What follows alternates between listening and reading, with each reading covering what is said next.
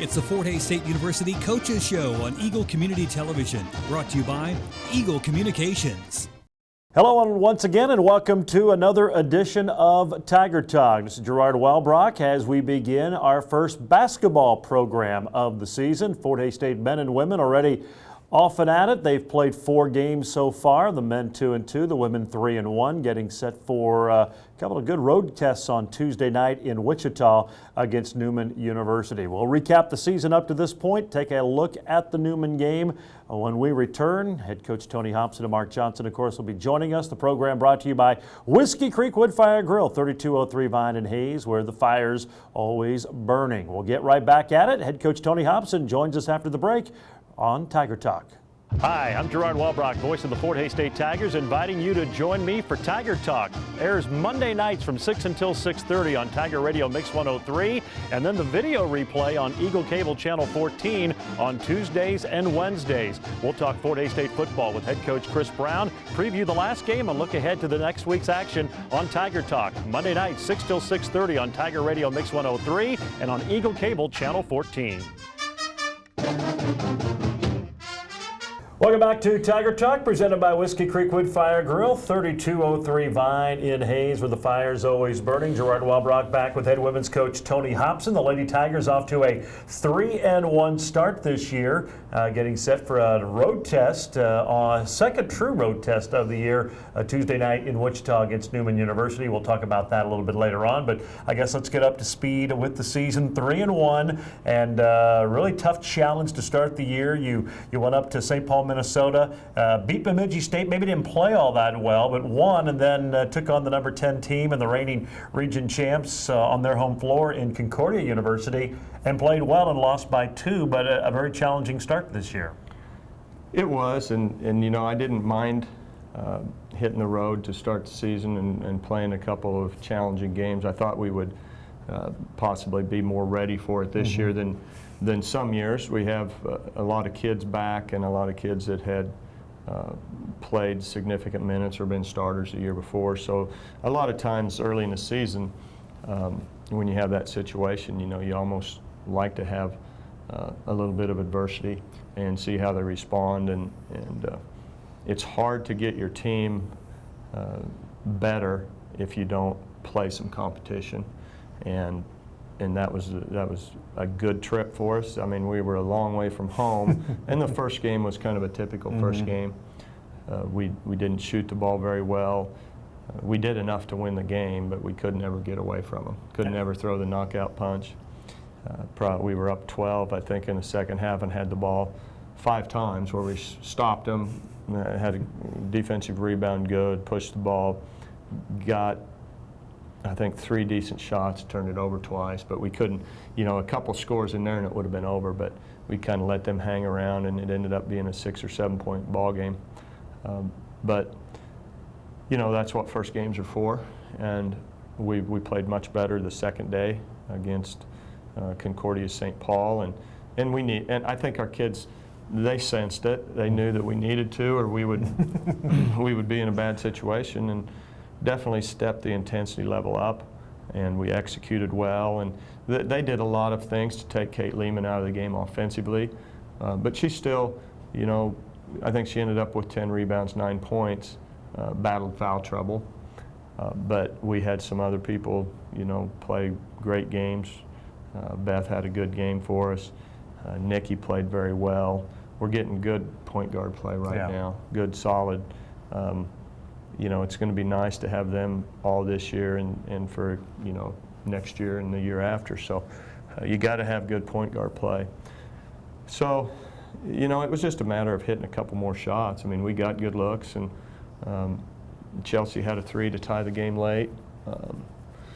I think we had one possession where we had 3 shots at it to cut it to 1. We were down 3, and we missed, got the rebound, missed, got the rebound, missed 3 times, and they weren't bad shots. So we put ourselves in a position where we could have maybe snuck out of there with a win, but they're just they're a solid team, and they were, you know, they were ready to go, and it was much like a conference game. the intensity level. There was some urgency there. Both teams were really getting after each other. You came home, took on McPherson, and a team you were clearly better than, but I thought handled it well. And really, you won big, but you played well in doing so. It wasn't sloppy, and everybody seemed to contribute and do a good job.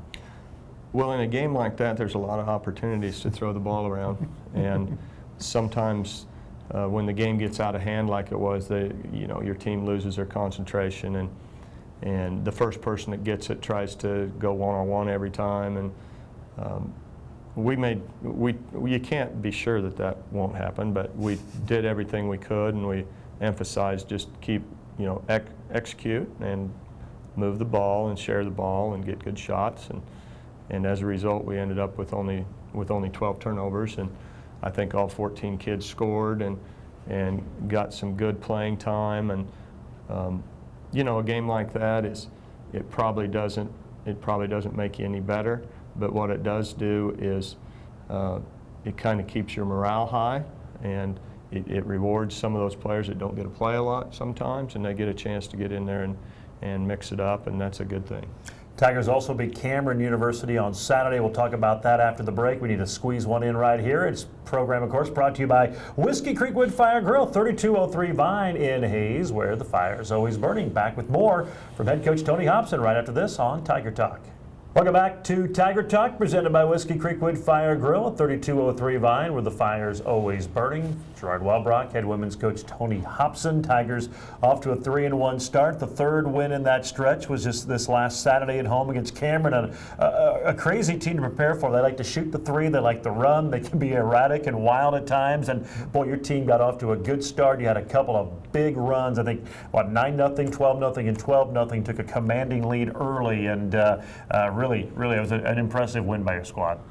Well, I was a little concerned about that game just because on film they looked impressive when they ran the ball so well. I mean, they push it like crazy, and they're pretty athletic. I thought defensively our team just responded. It was great, and that's what we spent most of our time on in preparation. I thought we would be able to score on them if they play a zone, and I thought if we just moved the ball a little bit, we would be able to get it inside, which we were. And then, when you have Jill and Chelsea both shooting the ball well from outside, and Beth also, then they didn't have a chance offensively. But defensively, we did everything that we had prepared for. We actually took it on the floor and executed it fairly well. We switched in some key spots that we thought would help take away some of their penetration, and it did. They did shoot quite a few free throws, but that's just how it goes sometimes. I thought we did a good job of guarding them without fouling them too much, and we contested all their threes, and really to hold that team to 21 points the first half, I thought was a real good effort by our squad. We'll talk about Newman, who you play on Tuesday here just a little bit, but first I want to ask you about this team. You got a lot of faces back, obviously Kate Lehman, Beth, Jill Faxon, now a sophomore, but you've got an influx of some new players. Are you getting a feel for the chemistry and the makeup of this team? And even though you have a lot of returners, it seems like every year teams take on a little bit different character. You're starting to figure this one out a little bit? Well, right now, I mean, we've got our little 8-man rotation kind of figured out. That seems to be working well.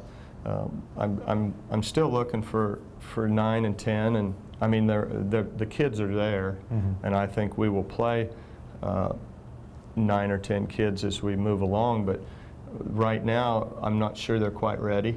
So we're games like we had this week help that a little bit. But we have our starters, and Paige has settled in and been doing a good job at the 4 spot for us, which was an area of concern for me. Losing Kate Edwards, who'd been a pretty solid 4 for 3 years and could play monster minutes and could do everything. But Paige really understands her role, and she can do a little bit of everything. She's not a great shooter, but she's not a bad shooter. So they have to honor that.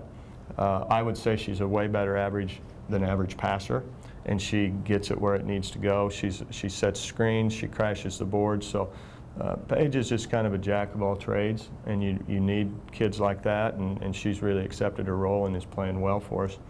The others, you know, I mean, the other kids that are starting are more familiar to that role. I mean, you have Beth, and who started all of last year, and Kate and Carrie Ann, and Jill played a lot of minutes last year, and we moved her into the other starting slot. And they're all playing very, very solid. I think probably the biggest change you've probably noticed, and everybody else, is Jill Faxon. She's playing with a lot of confidence and has a lot of bounce to her, and she's very athletic guard. I mean, there aren't very many 5'10" kids that can, you know, shoot a pull-up jumper and can put it on the floor like her. So she's been playing well.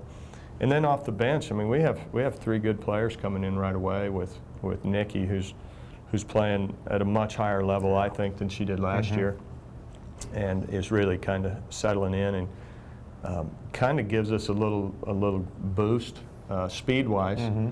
She's just kind of different. She's different than Beth. I mean, Beth might have a turnover every 3 games, but Nikki might turn it over a little bit more, but she makes a lot of stuff happen also. So, you know, you don't want your kids to be too passive and just never want to turn it over, because they're never going to make anything happen also. So you have Nikki, and then you have Chelsea coming in, who's just kind of instant offense, and the rest of her game has improved a lot too. She's playing way better defense and taking better shots, I think, as a rule. And then the only new face, totally new face, in that first rotation is Ellie Stein, and I think you saw the other night what she can do for us. She kind of brings the same enthusiasm to the team that Tara Inglesby did. She's a different type of player. She's more of a bruiser than a perimeter shooter, and she took 3 charges in the first half. I haven't had a kid take 3 charges in a half since I've been here. And also can rebound a little bit, and a good defender, and she's really settled into that role coming off the bench at the 5. So right now we're looking, Jenna Ulrich's playing some minutes, Taylor Menke, Sarah Pimentel, all those guys are some we're kind of looking at to try to get that 9th person and get them in the rotation. Another little guard that's been playing well is Kristen Heiser from Victoria, and she's just got to get some time. I mean, it's a big adjustment for her and Taylor Menke. We come from small schools and have been asked to do everything at those levels. Yeah.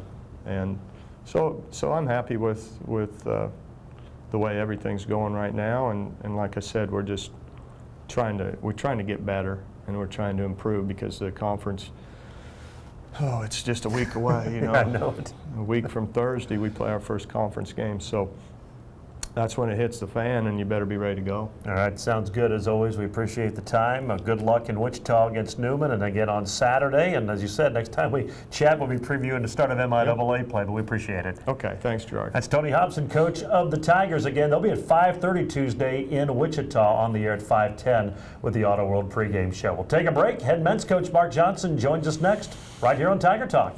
Welcome back to Tiger Talk. Gerard Walbrock joined now by head men's coach Mark Johnson. The program, of course, brought to you by Whiskey Creek Wood Fire Grill.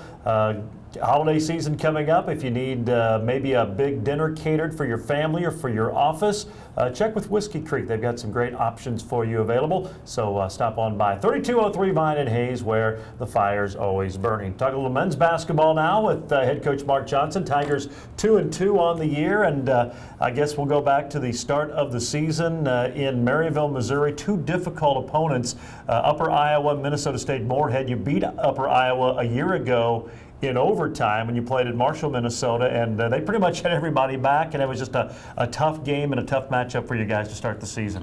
Yeah, we came right out of the gate and played some good competition away from our home, and didn't do the things we needed to do. Defensively, we really had some breakdowns, had a hard time slowing them down, and then offensively just felt like we were out of sync all weekend, whether it be offense or defense. And when you play good teams, I mean, that's hard to overcome. And obviously our team was disappointed in our performance, but felt like we had 2 home games. Granted, not the same level of competition we played, but I thought we came out and we played hard. We played aggressive and saw the improvement we needed to see. I think the big question now is, can we keep that improvement against a higher level competition when we go to Newman, who's going to be really probably on the same level of those two teams we just played, and it'll be a true road game. So can we do the same things we did this weekend at home against some of the NAI opponents? Well, and you always have the discussion, the NAI opponents, do you take anything out of it when you win by a big margin? But it may have been just what your team needed, one, to get some confidence, work on some things, and hopefully get some guys playing a little bit better. Yeah, I mean, I think we needed a boost with our confidence. I thought a couple guys struggled offensively in our opening weekend and kind of came out of it at home. I got a chance to get some good opportunities, made their shots, and we need a couple others to gain the confidence a little bit and be at the same level of maybe one or two of our other guys that gained that this past week. So I think you can get something out of every game you play, whether it be a tough loss or an easy win.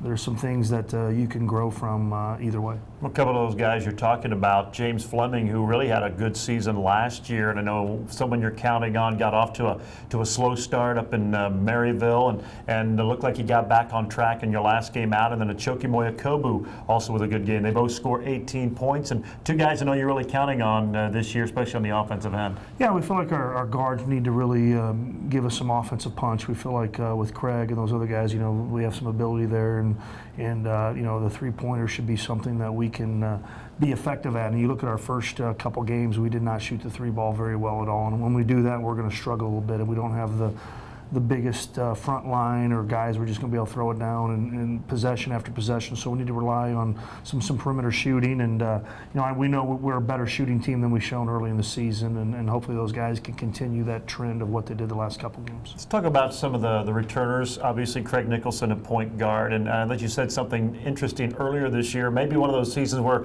some of his stats go down, and hopefully maybe don't have to rely on him scoring as much, but off to a very good start once again. Yeah, I mean, he's obviously an important player to us. He makes us go. We're, a quicker team. We play at a faster pace when he's in the game. But, yeah, we've both his freshman and sophomore year, we've wore him out. He's played too many minutes, and, he's a point guard that gets to the basket a lot. So he takes a lot of physical contact and gets slammed to the ground a lot. And we need him at the end of the games. At times I think he's really tired at the end of the game, whether it be really tired defensively and having a hard time guarding his guy, or just offensively, not having your legs, and you can't play someone at his position where we expect him to sprint it down the floor every time and then have to guard full court against their point guard to play 37 minutes. So it'd be nice if we could soften the load and drop him down to 32 minutes or so and get him 5 minutes extra break. And then, Carson and Dwayne shot it at a high level. When they were open, you get a lot of assists. I think the other game he had his first career game with no assist. Really, guys got to make shots, and we didn't make shots that day. And not having Carson and Dwayne's probably could potentially affect your assists per game when maybe our other guys don't shoot it quite to that level. How about Tom Gabrick? Seems like he's trying to be a little bit more aggressive this year. Yeah, Tom's a guy that gives us height at the guard position. He's 6'6". He's a very good athlete, and he's our best perimeter defender. We put him on the opponent's best offensive player, and I think at times he can get to the basket. He's a really good athlete. He's just got to make sure he's not settling for the jump shot and attack and be physical at the rim. Fort Hays State taking on Newman on Tuesday in Wichita. We'll talk about that. Also, take a look at some of the new faces on the Tiger team when we return for our final segment right after this.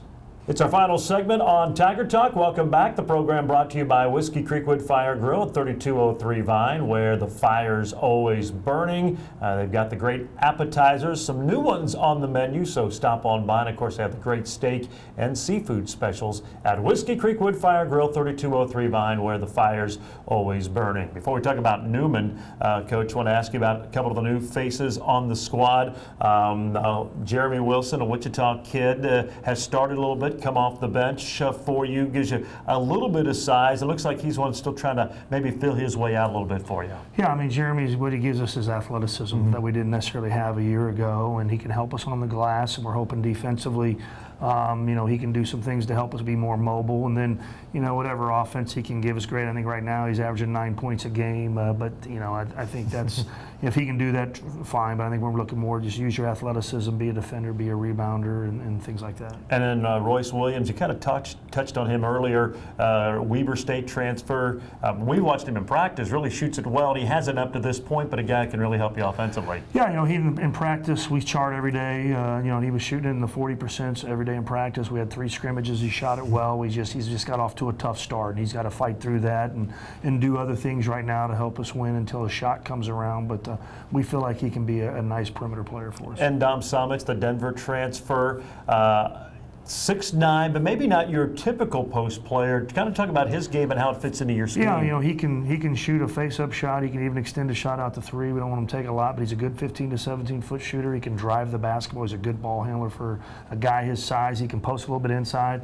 He's played fairly well. His biggest problem is, he's only averaging 14 minutes a game right now. He's either gotten foul trouble in important games, and he's sitting on the bench because of foul trouble. In the last couple of games, we've won at a high point differential, so he didn't get it in the second half a whole lot. So he's averaging over 8 points, almost 9 points a game in 14 minutes. So if we can just get him out on the floor and keep him out of foul trouble, I think he can be a very good player for him. He needs for us, and he needs to be a good player for us if we're going to be any good. All right. Well, as we said, Tuesday night in Wichita, the Newman University Jets. They're already 2-0 against the MIAA. Beat Emporia State and beat Washburn on their home floor. I know they were blown out against Wichita State on Sunday, but you watched the first 10 minutes of that game, and they were pretty impressive. This is going to be a big challenge. Yeah, this will be a hard game. They're very athletic, very offensive-minded, good offensive team. That's what Newman does. They play at a quick pace. It's going to be a track meet. We have to get back on defense, and we have to find a way to slow this game down a little bit, which is a little interesting for us because we feel like in transition with Craig, that's where we're really good, but